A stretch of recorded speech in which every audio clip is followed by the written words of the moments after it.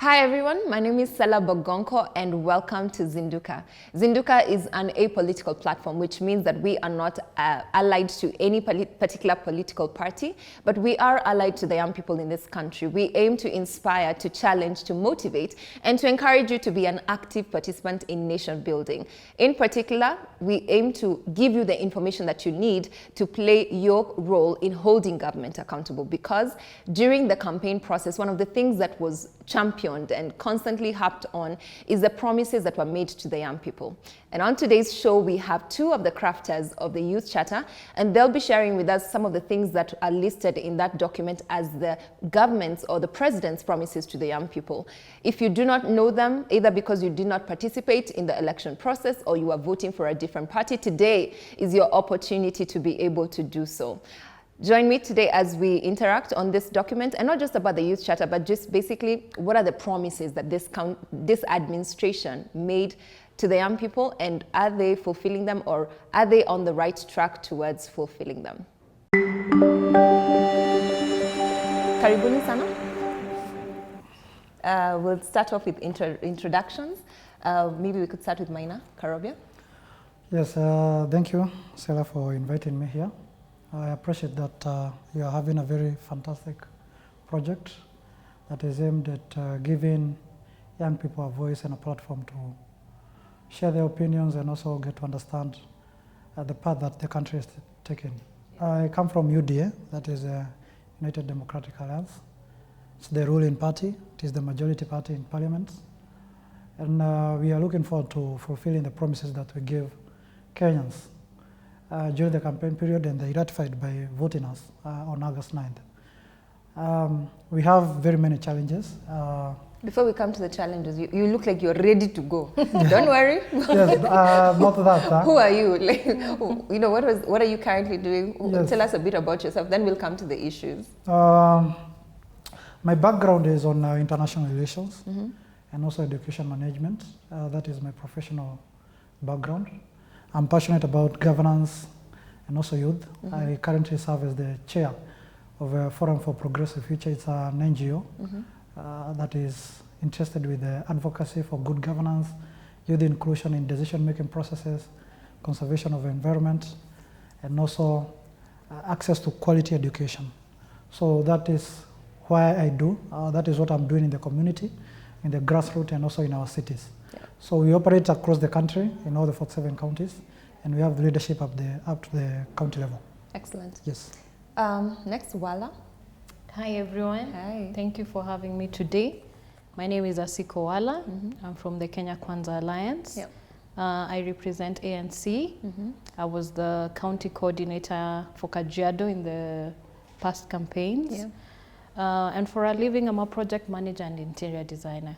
As in, you have a day job. I have a day job. We'll come to how you are balancing your day job and campaign. And politics, yeah. Good stuff. So we'll come back to you. Okay. Hi everyone. Hi. Thank you, Sela, for the invite. I think you'll have to protect me because I might be the minority here. But anyway, my name is John Paul Opuko, commonly known as JP. I'm a community leader. I'm a governance expert. I deal so much with issues with education. I have a school that I manage that solely caters for young girls and boys that we try to offer sponsorship. And we also run an exchange program that we partner with schools from outside, especially US, UK, and Sweden. I've been involved in the political cycle of Kenya all the way since NAC, when I was when I was still a youth. During NAC, and I've been privileged to be one of the campaign managers of one of the leading MPs, the late Honorable Ken Okol, and their brother Imran. Unfortunately, we never got the seat, but still went to ODM. So I've been involved actively in politics, and I think it will be a nice conversation. And I think I'm looking forward to learn so much from my two colleagues regarding the Youth Charter and everything. Thank you. So ultimately on Zinduka, we are all pro-young people. At least, whether you're in ODM or ANC or UDA, we're definitely pro-young people. But before we get into the meat of the matter, how did you guys balance your day jobs with campaigns? Because campaigns are demanding. Well, how were you still working? No. Okay. Work had to go on hold for a while. I actually had to take a recess, especially the last month. Yes, but it was working. It wasn't easy balancing. I'm also a mother and a wife. Wow. So I had like 4 hats at the same time. Yeah. And it's taskful. You have to be committed. You must want what you want, and you must be intentional about doing what it is you want to do, especially in the political space. Yeah. And what inspired you to, for something to draw you that much that you actually pack your job and decide I'm giving my full time to this, even if it's for a month, that's something that really you are passionate about. What was that about? Actually, it was the UDA plan.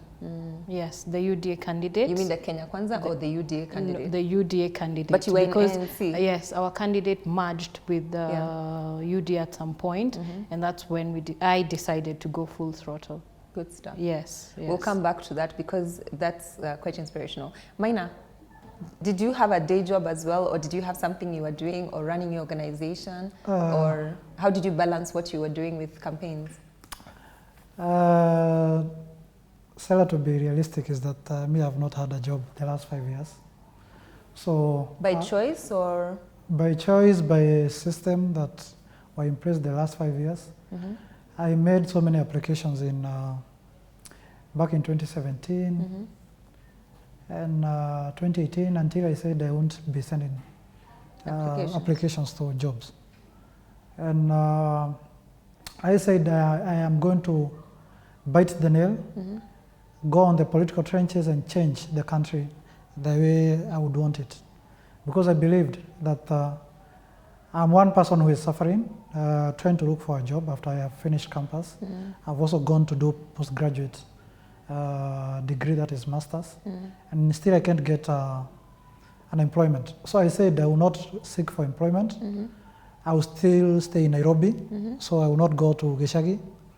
So, and how I survived the 5 years, I think it takes the hand of God, because somebody without a job and you are staying in town and you are appearing on media stations the last 5 years, it takes a lot of grace to survive.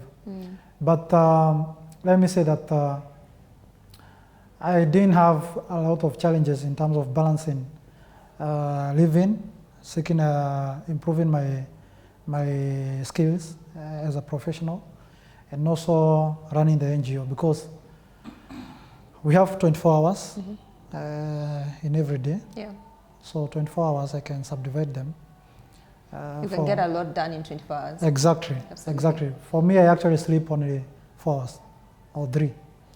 So that means that the other 20 hours, I can subdivide them to fit all the other commitments that I Activities have. and commitments you have. Yes. That's a good thing, because sometimes I think young people think that you need extra time. One of the things I admire about the US economy is that some people work 2 jobs, sometimes even 3 jobs. You'll find a nurse who also, does table waiting or works in another organization as an administrator.